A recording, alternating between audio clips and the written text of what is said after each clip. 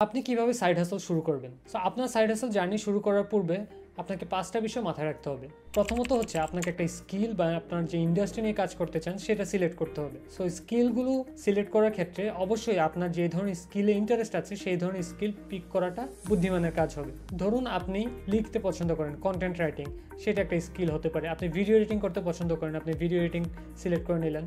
So এই ধরনের যে স্কিলগুলো নেওয়া বা যে ইন্ডাস্ট্রিটাকে আপনি ফোকাস করে সাইড হাসল শুরু করবেন সেটা পিক করাটা হচ্ছে আপনার জন্য সর্বপ্রথম কাজ। এবং এটা পিক হয়ে গেলে নাম্বার 2 হচ্ছে আপনাকে মার্কেট স্টাডি করা। কারণ মার্কেটের কি অবস্থা, এই কাজে মার্কেট ডিমান্ড কতটুকু সেটা আপনাকে অবশ্যই দেখতে হবে।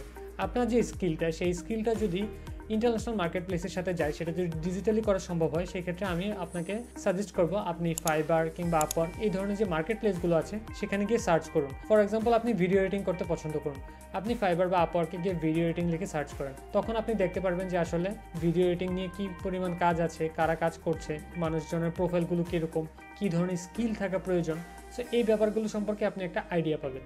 নাম্বার 3 হচ্ছে আপনাকে একটা প্রপার প্ল্যানিং রাখতে হবে। উইদাউট প্ল্যান আপনি কখনোই আপনার যে সাইড হাসলটা সেটাকে বাস্তবে রূপান্তরিত করতে পারবেন না।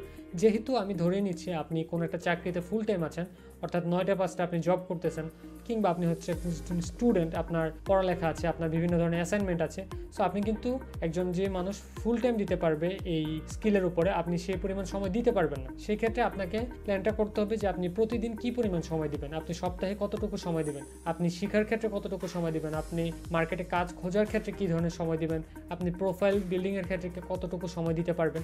এই ব্যাপারগুলো আপনার অবশ্যই একটা প্ল্যানের মধ্যে থাকতে হবে এবং সেই প্ল্যানটা ফলো করেই আপনার সাইড হাসল থেকে যে ইনকাম সোর্সটা ক্রিয়েট করা এটা আস্তে আস্তে বাস্তবায়ন করতে হবে। তো 4 নম্বর যে ব্যাপারটা সেটা হচ্ছে আপনাকে অবশ্যই মার্কেটিং সম্পর্কে কিছুটা আইডিয়া রাখতে হবে।